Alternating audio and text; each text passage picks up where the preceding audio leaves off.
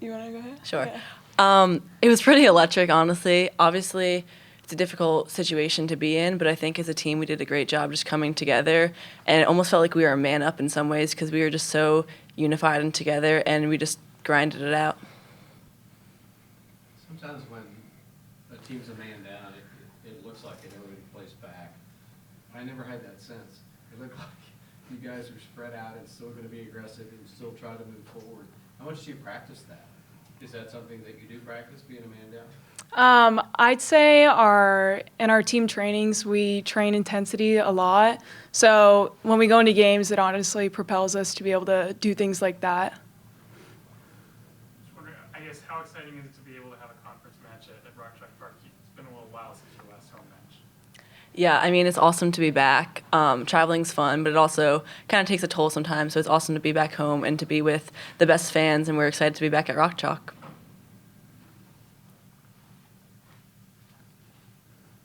Kate, have you sensed a sort of, I guess, a rhythm with this team yet? We talked so much in the preseason about how each team's new and there's some still new faces and things like that, but do you feel like everybody's kind of settled into what they do, their roles, their spots, all that stuff? Has that arrived? Yeah, absolutely. I think our team culture this year is something really special. I think everyone's in it for the right reasons and everyone has the same goal. We're all working not only for ourselves but for each other, and I think everyone's doing a really great job of just getting in and out like every single day, trying your best and working hard for each other. Either you again, I guess. How do y'all deal with like increased expectations and increased pressure as you get further and further into the season without losing a game? I feel like we don't really think about, oh, we're ranked this or this certain expectation. It's more of like, hey, what are we going to do today that's going to help us achieve our goal down the line? And then from there, just, hey, we show up for this game and then the next game. For both of you, I mean, this is the second go-around, right? Mm-hmm. Last year, brand new. I think you both played plenty, but this is sort of, okay, we've been here now. How much do you feel that, and where do you feel that? Have you felt that from the first match of the season, or was that gradual still? Or I don't think either of you probably feels old yet, but are you trending that way? Does it feel like, hey, we've been around? Yeah. Well, I think both physically, like our bodies kind of feel it. But other than that, I'd say we've honestly grown into our games, like as a team. It wasn't like, oh, right away we were gelled. But as it's continued, we've been able to find our sweet spots and stuff like that. Sure. And Lexi was telling me the other day, like, it's hard, this style that Nate plays, the way you guys press and demand and all that. And sometimes the freshmen need to have some time to learn that. You guys had that time as a freshman. Are you seeing that now when you look at freshmen? I don't want you to call anybody out, but you look and go, oh, that used to be me. Wow, now I know that. Or anything like that, sort of as proof positive that you guys have kind of advanced and evolved? I mean, honestly, I look at our freshmen, I'm like, wow, like they are killing it right from the start. I think they came in and just like made an immediate impact. But I do look back at, film from last year, and I look at myself and I'm like, I've definitely grown in that area. I've definitely gotten better at doing this or helping the team in this way. So I can definitely see just growth and more comfort, like you were saying. This was kind of a different question for both of you, but I think soccer, more than any of those sports here, brings out the youth teams, and you see all the little kids, that are little boys and girls looking up to you like legends. How does that make you feel, or do you feel any pressure or responsibility to all the kids that come out and watch the games? When I look at these kids, I think about like when I was in their shoes, like how cool it would have been to be able to walk with a college player on the field. Because when I was their age, I just thought it was the biggest deal in the world. And then looking like in the place that I'm at now, I'm able to be a role model to these kids. Like, hey, you can make it if you work hard for it. I don't know how many teams have had the same starting lineup for every game so far, but it makes it easier for TV people to know that those 11.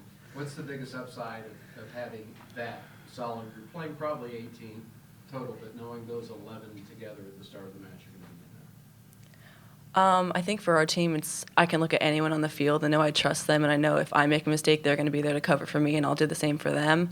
And I think we just have, like I was saying, great team chemistry. And honestly, anyone that steps onto the field, I trust them, and I know they're going to make an impact. And I think just our team in general does a great job of working all together and making an impact and fighting for each other. Jordan, got you. I'm sorry, can you repeat the question?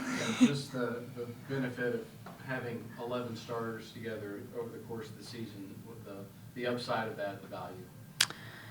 Yeah, like honestly, kind of how Kate said, like you just have trust in your teammate. You know exactly what they're going to do for you. You know when, hey, I'm not going to be able to make that play. Like my teammate's got my back, and then we can use that to propel through the game if something's not going our way. Last time you guys saw TCU was the Big 12 championship game last year. What do you sort of remember about that game, and what do you remember about TCU? I mean, it was an awesome atmosphere. So TCU obviously is a great team, and they're going to be a great competitor. I feel like we've grown a lot since last year. Even towards the end of the season last year, I feel like we've just grown in our identity and as a team and our culture. So I'm really excited for Sunday and for the game. How would you describe the kind of state of the union for soccer right now, going through the non-conference, undefeated, never happened, to be able to put that together? How tight are things right now in terms of reaching goals that you want to down the road still? I'd say it kind of just goes back to, you know, like it's great to be able to go undefeated, but each day it's a new goal. It's like, hey, this game, what are we going to do to win this game? And then, okay, we won that game. Now we move on. We don't stay in the past. And then how are we going to move, or how are we going to achieve in this game? And then hopefully by the end of our season, we'll be in a good spot and move on from there. You know, I don't want to be afraid to talk about things around the team. Don't want to purposefully avoid them. And so I think I mentioned it. I mean, we talk about RPI every week. The team knows. It actually came up in the last meeting without me mentioning it.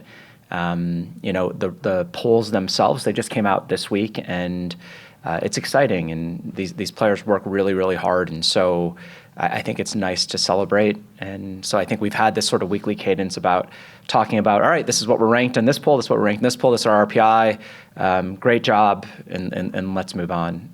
When it comes to something like our start, a little bit, you know, for me, a season's judged at the end, right? And we're going to play 19 regular season matches, and we're 9 in, so we're not even halfway in.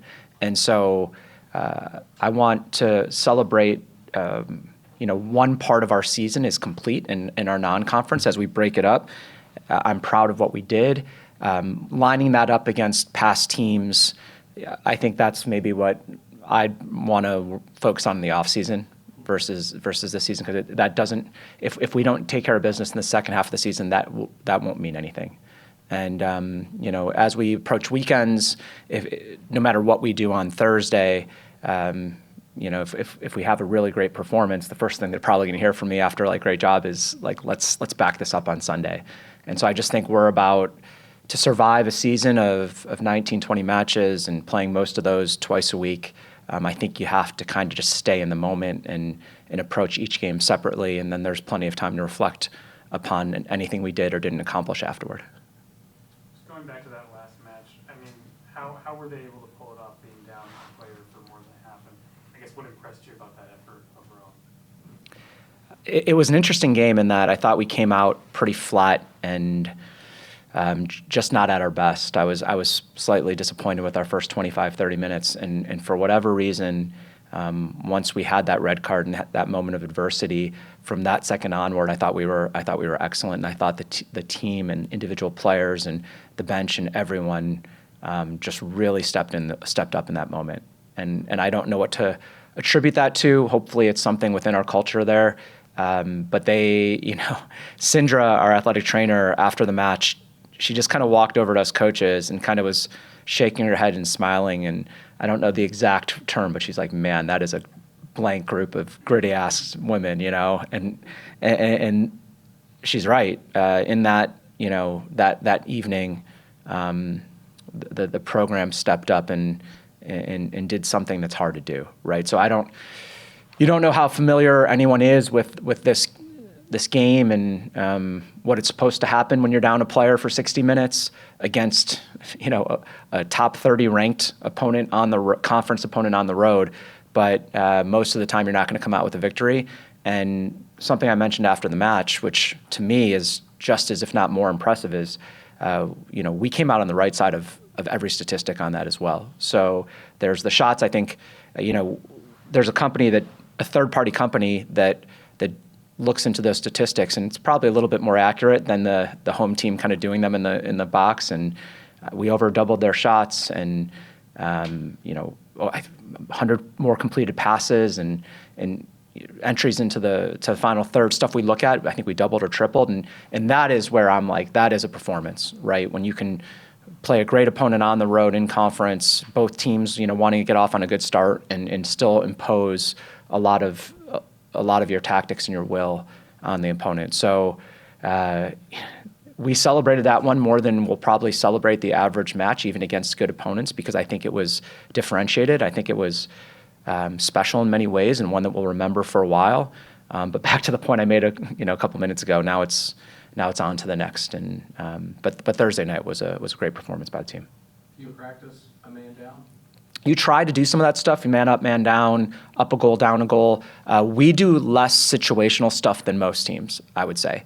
And if you want to, my why on maybe focusing on less than others is you have a finite amount of time. It's really, really hard to simulate any sort of different scenario that you might see in a match. And as much as you try to simulate it, it's not going to be the same as the real thing, right? It's just not. Thankfully, I think tactically and how we coach our team and how we set up our team, we were able to make an adjustment that impacted one player more than most of the rest, and so that the rest of the team can largely do what they're trained to do in any other scenario. It just happened to work out. The person who had to make the adjustment, I thought, made it in a great manner, and then the flow of the game just kind of continued to fall in our favor, right? If we go down a man in the next match, I think it would be hard to simulate because you don't know what the other team's going to do.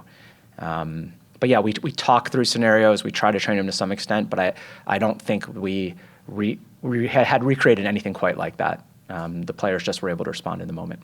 I suppose I'm talking mostly about Faith and Mary, I guess, but for freshmen to be scoring right away and repetitively, is that uncommon? Is that common? Does that depend on the player? How do you, it has to be something you like. Yeah. I think in our sport, more than some, a freshman, the right situation can come in and impact right away. Now, impact has a lot of different, levels to it. This particular team, I don't think a freshman's been starting. Is that correct? Whereas last year, I think we had, if you count Soph as a redshirt, I think 5 starting in most matches.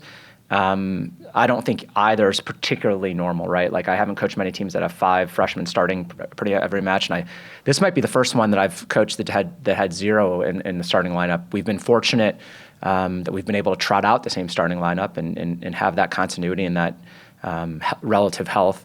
But those freshmen are continuing to grow, and if you look at the 2 people who were up here before, right, Kate and Jordan, they're better players this year than they were last year for us. Jordan went from a complimentary role, coming off the bench, stepping up huge in the Big 12 tournament, to a player now that I think might lead our team in minutes, or very, very darn close, if not. And that's kind of the progression that is normal. There's the outliers in both directions. Unfortunately, and I'm not sure we're going to see Mary the rest of the year. I don't think I'm probably breaking too much news. She had an unfortunate injury. She was just coming on. She up until Sunday, she was the only player to score on Florida State all season. And she took a goal very well against Liberty right before she got hurt. I think Jordan has scored multiple goals. Because of her red card, she's out on Thursday. And I think Faith, the other freshman, is probably going to assume a lot of Jordan's role, right? And it's nice to have that depth. In a perfect world, you want all players as experienced as possible, but that's not really the real world. What I have said about this freshman class from day one is I think as a whole, and particularly the ones who are playing probably the most, they came in ready, and that is mental, physical, emotional, all that, but like they came in fit. And that gives them, a leg up on a lot of other people. And so I think just as a whole, this team can hurt you in a few more ways than last year's team. And I think we have 6 players now who have scored multiple goals on the season. I think we have 6 players who have multiple assists on the season, and only 2 of those kind of are a shared person, right? And so, this past game, Caroline scored our goal. I think the game before at Liberty, it was Mary. It was someone help me out here. Olivia and Jill. The game before was Lexi and Sage, and and so the best teams usually have someone who scores 8, 10, 12, 14 goals. I think we have a few players who are going to end up with stats pretty high up there. But I think one thing that makes us a little bit different, a little bit unique, is that it doesn't have to be the same player every week, and we can hurt you or threaten you in a lot of different ways. And so whether that's freshmen or returning players, as a coach, I think, and as a team, it's empowering that it doesn't always have to come from the same person. You mentioned Caroline. Are you using her the same as last year, or is it a different way you're using her this year? Yeah, I think we switched shapes about halfway through last season, and it pushed Caroline and what we'll call our wingbacks a little bit higher up the field. And so I think that particular switch, sets Caroline up for success. Emily Tobin and Lydia on the right side, because we've got some production out of that side too. I think Carol is a personality player for us, right? She's a difference maker, and so you have we have a system that has some probably more parameters and guardrails and rigidity than some. But then I've always said, if you have players that are personality players or differentiated in some way, they can change those parameters. And I think Caroline has a lot of leeway within our system, that her special skill set can we try to utilize her and all the things that she's different at, and let her go express that on the field. So I think our system is set up really well for a player with her particular strengths. And then, I think our growth together, right, Carol and us as a coaching staff, and the longer we get to know each other, I think, that can extend to some other players on our team. We start figuring out, where those parameters can change, and they can make that position their own. With Baylor, is it odd a year and a half into your time here playing a new conference opponent for the first time, and what are your expectations for that? So even last season, you don't play 4 teams in conference.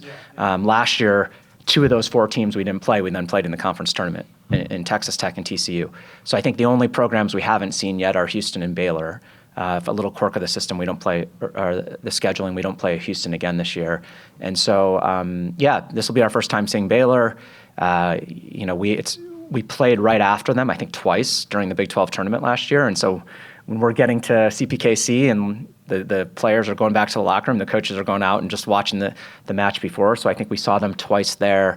They just played Texas Tech on Friday, right? So that was the day that we were off. So we were able to kind of watch that in real time. Very, very good team, right? And having a really positive season. I think they just had their first loss this past weekend in a very close match against a very good team. So I think they're very good on the ball. I think they have an identity as a program that they really buy into. I think they've added a little bit of talent and danger into on their roster, and it's going to be a really challenging match for sure. I'm going to go back to Castens. We know what a bomb she has for her left foot, switching the field and getting it ahead, but her precision with her right foot is so good. Do you see that every day in practice? She certainly favors her left foot. So, but I think both her goals are with her right foot, if I'm not mistaken. And she kind of addresses the ball differently with her right than her left, partly because of probably the limitations, right? And so she can really sting the ball with her left. If you're not quite as confident with your other foot, then maybe you you change your technique, and you go with a little bit more finesse. And that particular technique has, a lot of danger in that she can also kind of like texture it over the goalkeeper towards the far post. I think a lot of that was also due to her positioning. We talk to our team a lot of times, especially like on the weak side, of not getting caught too far outside of the frame of the goal. So both of her goals were kind of with inside the frame. She's just a very good player, right? And understands time and place pretty darn well, and what the situation calls for. She has more variety than a lot of players out there in different ways. She can hurt an opponent short, long, one touch, two touch, do it by herself, and so she is one of those players too that, for whatever reason, as soon as we went down to play her, it felt like she just, I felt the energy from her. She was on our side of like, oh, like now is time to really turn it on. My team needs me. And so it's cool when you see that on the field, and it kind of permeates for 40, 50, 60 minutes, and then she's also able to make the big play in the match too. Josh had a couple that he wanted me to ask you. State of the Union, after 3 road games, where do you feel like this program is right now, with 3 home games coming up? I'm really impressed with how we handled that road chunk. Those two trips heading east were not easy, right? And so Yale was I think in the end, an 11-hour trip to get out there. I think Liberty was a 12-hour trip to get out there. We went out a day early, which you thought was probably the thing that would help us, have the best chance, but you never quite know because it's outside our normal sort of rhythm of road matches. Yale was our first turf match. Liberty doesn't lose much over there. They play everyone tough. So I thought getting through those 2 was a real challenge. And then we had a short turnaround, right? So I think our flight from Charlotte, North Carolina, took off close to 11 p.m. on Sunday night, right? After we had to just bust 3.5 hours to get there. And then we get back they probably get back in their beds at 2 a.m. on Monday morning, and then on Wednesday morning at 8 o'clock, we're rolling out of here to go play at Oklahoma State. And so I was nervous as the person who put together the schedule and is ultimately responsible for the schedule of, usually as you head into conference play, you give yourself a little bit of a buffer. So whether it's you give yourself an extra couple days, or you play at home, or you play a less competitive match, well, we did the exact opposite. We went on a long road trip against a very good team, short turnaround, and we don't talk about it as a program. Like we go out of our way to say, hey, just tackle whatever challenges ahead of you. But I had it in the back of my mind, man, did I set up this team for a little bit of failure? And so again, this team's met every challenge, which I've been impressed by. As you go deeper into a season, you face more adversity and different challenges, and you get a little bit more exposure of what kind of team you are, what the character of your program looks like. And each test we've done so well. We've done well. I think we have a lot of scenarios we haven't seen yet. And so whether that's what we're going to look like after we lose, which is inevitably going to happen, we haven't had to chase too many games so far. And so I don't know what the exact statistic is, but I think that we've only been trailing for something like 10 or 15 minutes all season. Again, we went down against Florida State, and then we got an equalizer pretty shortly after. And so I wish, we would have had that exposure, because usually when it's the first time, you probably don't do your best in dealing with it. Hopefully we've helped prepare the team to face that challenge when it comes. But there's still a lot ahead. I don't want to get over our skis, right? We've played less than half the season, and we're starting to reap some recognition and attention, and that's great. Like these players deserve it, but we haven't really done anything yet. All the big stuff's kind of ahead. We've just set the table to allow ourselves to hopefully see this thing through. But it's a really great group. As you asked, State of the Union, it's a really great group to work with. This team gets along as well as any team I've seen. They're not as like loud and boisterous in that way, but they just, we look at each other as coaches oftentimes and say, hey, this group really seems to like each other. When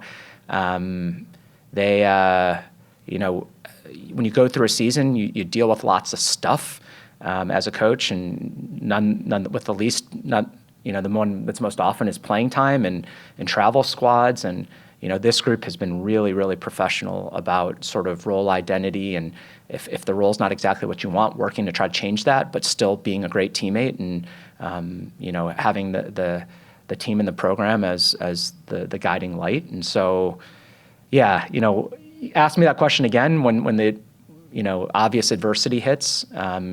My bet is that this team will deal with it all right. But like right now, I'm happy with where we are.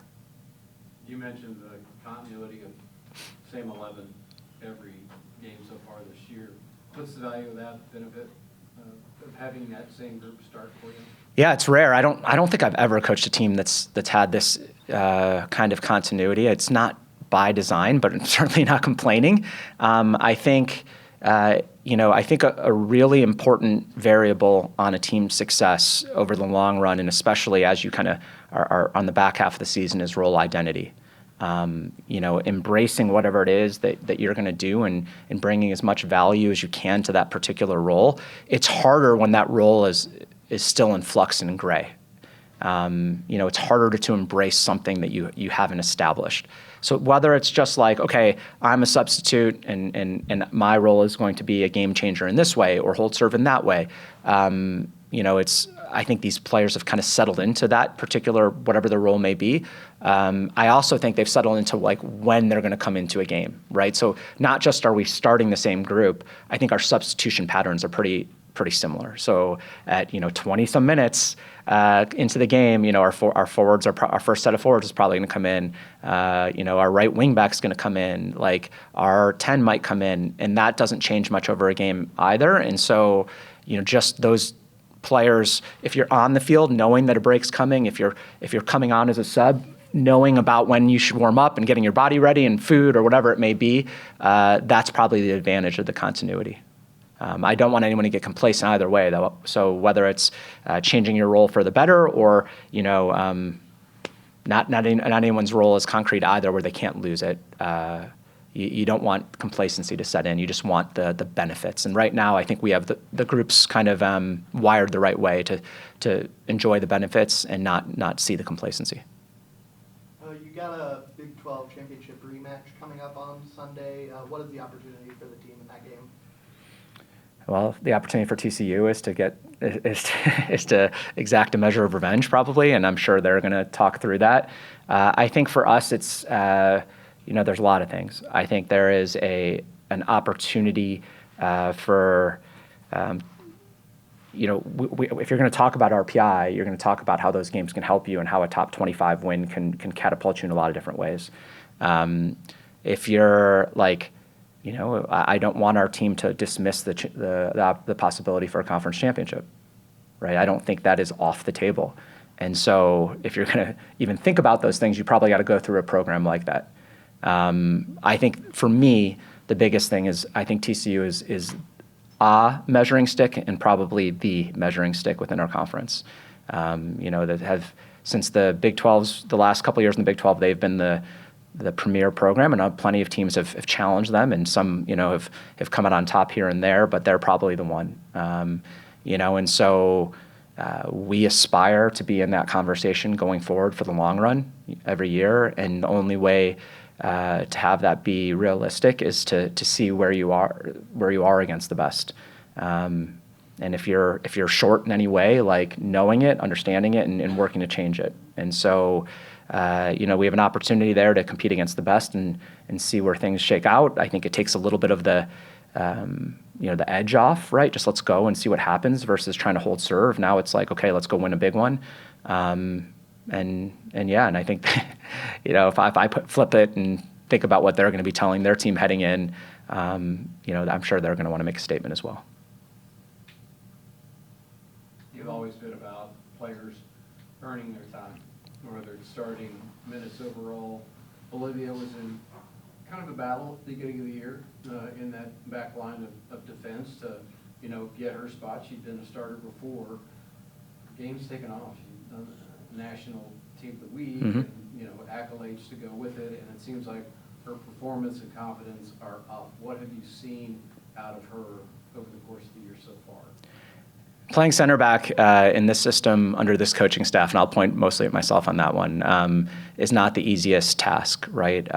So much of our communication and teaching and coaching is about being in the right time, being in the right place as close to 100% of the time as possible before anything bad can happen. And then there's a million different scenarios of how that can, a given different picture can change. And that position more than any, outside of maybe goalkeeper, is the, is the least, what word am I looking for here? When you make a mistake, it gets magnified. Unforgiving. That is the exact word I was looking for. So that's an unforgiving position in the moment, and it's an unforgiving position as it relates to coaching. You're going to get a lot of it. Fiona has, being new to this system and being called on to play that many minutes, she has been, received a ton of coaching as well. I think with Liv, the talent is there. She's a great kid, a great person. She's a team player. She has to just continue to double down on the small things and the little details. Whenever she's come up short in those situations or hasn't been perfect, we've given the coaching point. She always comes in for extra coaching, wants to get better, and then her response has been really good. I think she was excellent against Oklahoma State. I thought she was excellent against Florida State. Sometimes for her, it seems like the better the competition, the bigger the challenge, the more she steps up. I hope and think she'll continue with that consistency, that same intensity game over game. It's a long season and it's unrelenting. And all three of those center backs, quite honestly, between Liv, Jordy, and Fiona, have a pressure that's different than a lot of positions. And I think all three of them have worked very well to deal with that pressure, and if when mistakes happen, to try to not have that same one happen again. I think we're purposefully and intentionally trying to figure out if we can work other people into that rotation, because it's hard to survive playing 90 minutes every single match for the rest of the way. I hope Brooke gets a crack at this. I think if we not gone down a player, I do think she probably would have seen the field last game. And then others, whether it's Molly, the freshman, Becca, who we gave a chance against Liberty, I don't want to be beholden only to three players at that position. And so if you see substitutions going forward, it might not be because anyone made a mistake or we're disappointed. I think we're proactively trying to figure out, can we build a little depth there? You have Baylor coming up before the TCU game. How do you get the team to not overlook a good Baylor team? I'm not really. I don't think this team's one that's going to fall into the category of doing much overlooking in general. They've been really good in that way. They've probably had other opportunities to look past blank for blank. I think if we want to get their attention, which I'm pretty good at, is Baylor's top 20 RPI in the country right now. So if we are not in the position to overlook a top 20 team, period, end of sentence, and I don't think we'll have to worry about that. It's a Thursday night game, which tends to easily, it helps the other team too, kind of find that energy and that excitement. But I hope our crowd's been great this season. I hope that another one happens. I can't say that we're going to play great on Thursday, but I don't think it's because we're overlooking them.